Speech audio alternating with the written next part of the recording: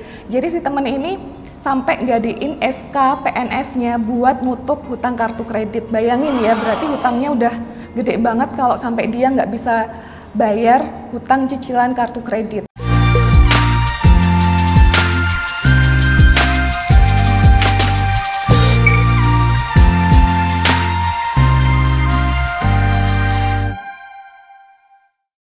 Halo teman-teman Bisnis Hack, balik lagi sama saya Deborah Aprianita. Kali ini kita akan bahas tentang hutang. Jadi teman-teman bisa tahu ya kalau sekarang ini banyak anak-anak milenial terjerat sama yang namanya pinjaman online. Selain itu juga teman-teman banyak juga kasus-kasus tentang kartu kredit. Nah sekarang Mbak Bora pengen bahas apa sih itu tentang hutang, dan teman-teman harus paham benar gimana caranya untuk menyiasati kalau kita punya hutang agar kita punya hutang sehat. Nah, Mbak Bora mau cerita dulu apa sih hutang itu? Hutang itu adalah pinjaman kredit. Macam-macam ya, ada kredit yang konsumtif dan juga ada kredit untuk yang produktif. Kalau konsumtif itu biasanya buat teman-teman yang suka pakai kartu kredit buat makan, beli baju, tiket, terus habis itu teman-teman suka yang apa namanya jalan-jalan tapi bayarnya pakai kartu kredit atau mungkin pay later, itu juga merupakan hutang konsumtif. Tapi kalau teman-teman yang punya usaha biasanya dia akan pakai yang namanya hutang produktif. Itu untuk membantu teman-teman ningkatin apa namanya usahanya biar dapat berkembang lebih baik lagi. Nah, kita sebagai anak-anak milenial harus bisa ngelola hutang ya. Hutang itu nggak cuma sama perusahaan keuangan, hutang sama temen tuh juga sekarang banyak banget terjadi di lingkungan kita kayak gitu. Dan apalagi sekarang tuh zamannya kalau teman-teman punya hutang itu tuh rata-rata yang hutang tuh lebih galak daripada yang ngutangin. Jadi ada orang hutang itu tuh sukanya dia tiba-tiba lupa. Jadi lupa ingatan gitu loh. Jadinya teman-teman tuh harus yang kalau punya hutang itu sadar diri. Jadi hutang itu berarti kita tuh harus bayar. Jangan sampai kita nggak bayar ya. Itu mending kalau sama teman sendiri. Takutnya kalau sama perusahaan keuangan apa yang terjadi, teman-teman tuh bisa yang namanya di blacklist. Nanti jadi daftar di Bank Indonesia. Jadi nanti kalau teman-teman mau pinjam hutangan lagi itu nggak bisa. Ada kasus ya kemarin saya dikasih apa namanya sharing, ada orang konsultasi itu kemarin tuh sharing tentang pinjaman online. Jadi ada temen pinjam online, dia itu tuh anak rantau baru kerja dan dia saat ini tuh pinjamannya lumayan dan tiba-tiba ada kena COVID-19, otomatis dia gajinya turun hingga 70%. Dan diteleponin terus sama pinjaman online lah. Kasusnya dia nggak bisa bayar karena apa? Untuk biaya hidupnya aja dia ngerasa kurang, nggak bisa kayak gitu. Dan sebenarnya hutangnya dia itu bukan hutang konsumtif karena ternyata hutangnya itu memang untuk dia usaha kayak gitu, untuk sampingan kayak gitu. Tapi ternyata usahanya nggak jalan juga karena COVID ini. Terus kemarin dia cerita kalau semisal dia nggak bisa bayar itu gimana ya kayak gitu kan.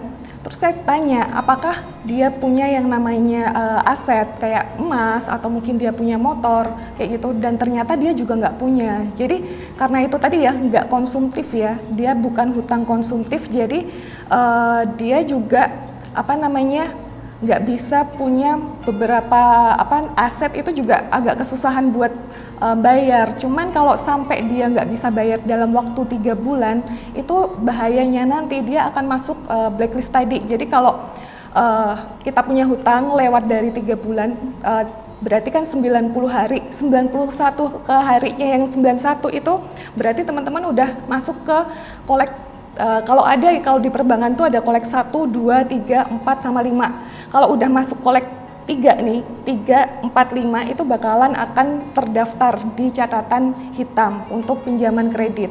Nanti kalau kedepannya teman-teman mau punya hutang lagi, itu nanti teman-teman nggak akan bisa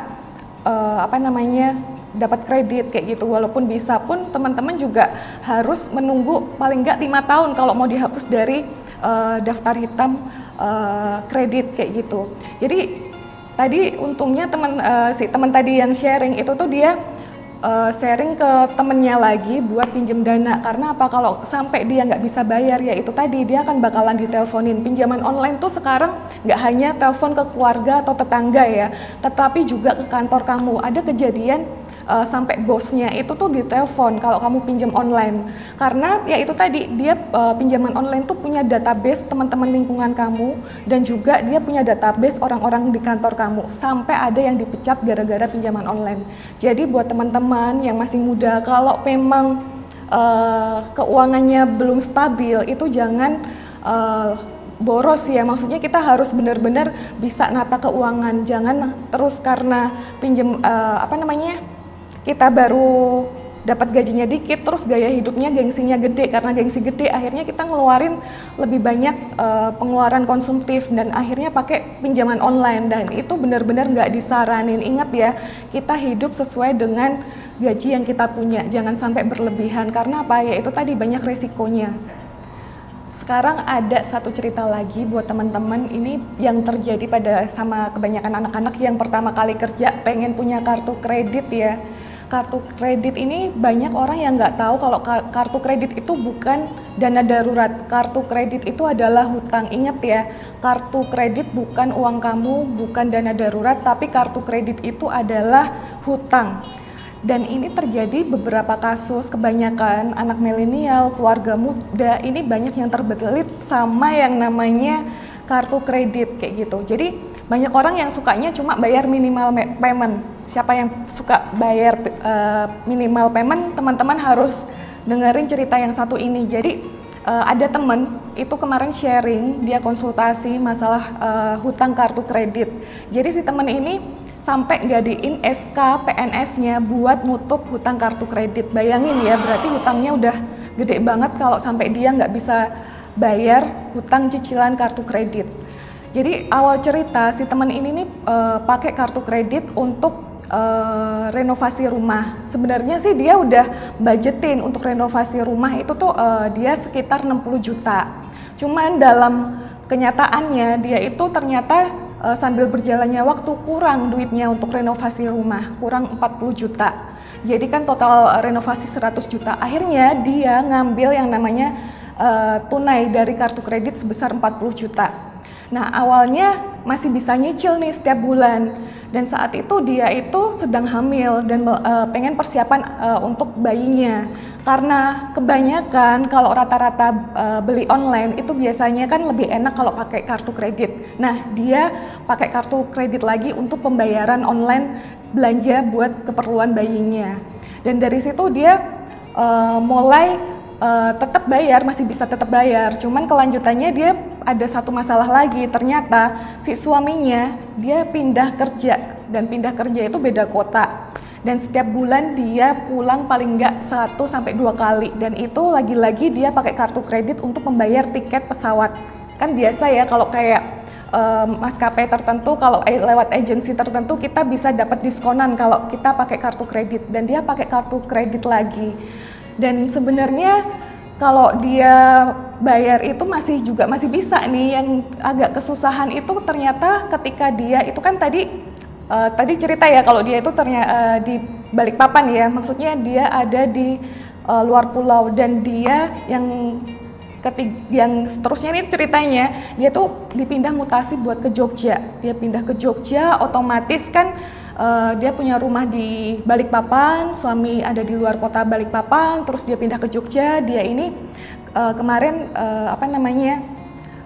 sewa kontrak rumah, akhirnya mengisi perabotan, lalu dia juga beli keperluan yang ini itu banyak banget, itu juga akhirnya pakai kartu kredit. Karena apa? Uang gajinya itu udah nggak cukup buat biaya belanja-belanja, karena ya kebutuhan hidup kan juga ada, karena punya bayi juga, belum ada mbaknya yang buat jagain si anak kayak gitu kan. Dan mulai dia saat pindah ke Jogja ini mulai kesulitan. Akhirnya apa? Akhirnya dia hanya bisa bayar minimal payment. Nah minimal payment ini kalau kita hanya bayar minimal payment, sisa hutang kita itu mau nggak mau tetap kena bunga ya, walaupun cuma sehari, 2 hari itu tetap dia kena bunga. Dan akhirnya apa? Hutangnya gulung. Kalau bulan ini dia minimal payment, bulan depan dia minimal payment, itu otomatis hutangnya bakalan gulung terus. Setelah itu dia ngerasa kok berat ya apa cicilannya. Akhirnya apa? Pas bonusan dia mencoba untuk nutup tagihan sebesar 23 juta.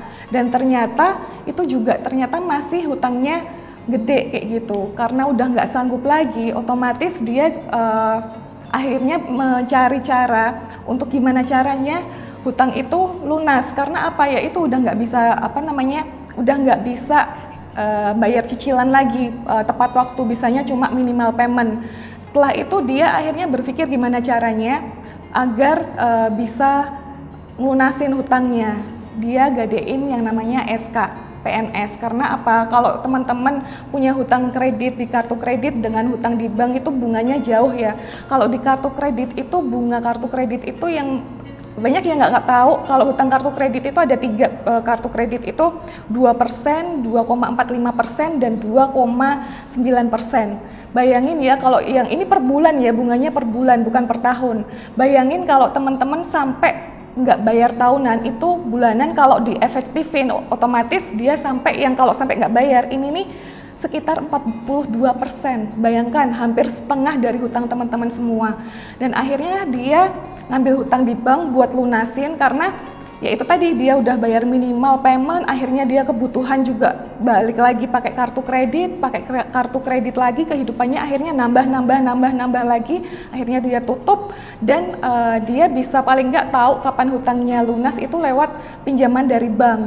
Kalau dia masih pakai yang dari kartu kredit, dia nggak bakalan tahu kapan bisa ngelunasinya. Dan memang lebih enak teman-teman itu pasti ya, kalau punya hutang tuh pasti kapan selesai bayarnya, terus habis itu bunganya berapa kayak gitu kan. Jadi teman-teman tuh udah ada persiapan kayak gitu. Tapi kalau di kartu kredit itu teman-teman bakalan nggak bisa ada perhitungannya. Karena apa? Kalau cuma bayar minimal ya itu tadi, teman-teman bakalan gulung dan nggak tahu kapan bisa selesai kayak gitu. Jadi ini tadi salah satu permasalahan dalam rumah tangga zaman sekarang ya. Dan itu kejadian nggak hanya cuma di teman satu ini, ada beberapa banyak teman lainnya yang biasanya keluarga muda baru pertama punya anak dan dia itu dalam pernikahannya nggak ada perhitungan, itu biasanya biaya hidupnya itu kebanyakan bayarinya pakai kartu kredit. Dan itu benar-benar nyiksa kalau teman-teman nggak bisa ngatur keuangan. Ingat ya, maksimal hutang adalah 30% dari gaji atau pendapatan kita.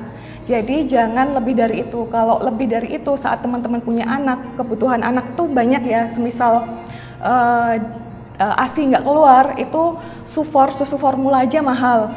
Yang kedua, popoknya juga mahal, itu juga harus ada di perhitungan. Jangan sampai semuanya beli dengan kartu kredit. Nah, saran saya kalau bisa kartu kredit oke lah, kalau mungkin teman-teman nyari diskon buat makan, tapi bulan depan harus dilunasin. Ingat ya, bulan depan harus lunas. Boleh dipakai tapi harus bisa ngatur dengan baik. Jadi kalau cari diskonan tiket atau mungkin diskonan makan itu boleh, tapi bulan depannya jangan minimal payment, harus lunas kayak gitu. Jadi teman harus, kalau pamannya nggak pinter-pinter, udah tahu dirinya konsumtif, jangan pakai kartu kredit. Kalau tahu dirinya konsumtif, nggak bisa ngatur uang, jangan pakai kartu kredit. Karena apa ya, itu tadi berpikir kalau itu adalah dana darurat. Sekarang Mbak Bora mau kasih kalian yang punya kartu kredit satu dompet, itu gimana sih cara ngutangin kartu kreditnya. Kalau pamannya hutang kartu kredit lebih dari satu, itu ada tipsnya ya buat teman-teman yang punya kartu kredit. Pertama harus dicek dulu bunganya ya, masing-masing kartu kredit itu berapa. Jangan sampai teman-teman punya kartu kredit tapi nggak tahu bunganya berapa. Nah, ini tips buat teman-teman menyelesaikan hutang kalau punya lebih dari satu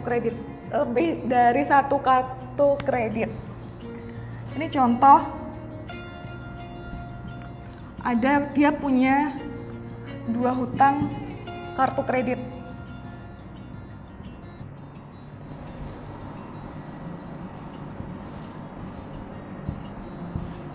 Jadi ini ada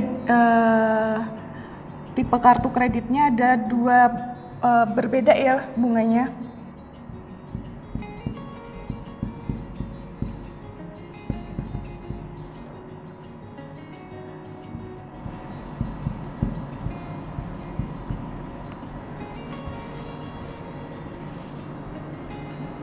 Ini bunganya ada 2,5% per bulan. Ini ada 2,9% per bulan. Lalu kalau diefektifin dia bunganya ini 34% per tahun. Kalau yang ini sampai 42%. Semisal teman-teman sampai nggak bisa bayar, ini adalah bunga yang dikenakan dalam setahun. Lalu sisa saldo hutang. Saldo hutang. Di sini 5 juta. Di sini 10 juta. Nah, di sini ada minimal payment. Minimal payment. Itu di sini 500.000, minimal payment tuh 10% ya, teman-teman. Lalu untuk yang 10 juta, 1 juta. Nah, di sini teman-teman ada jumlah bunga yang harus dibayar sampai lunas tuh biaya berapa? Biaya bunga sampai lunas. Di sini dihitung biasanya dikaliin ya. Bunga efektif ini dikaliin dengan saldo hutang. Lalu yang ini juga dikaliin sama 10 juta sama saldo hutang terakhirnya. Di sini jadinya 1.700.000.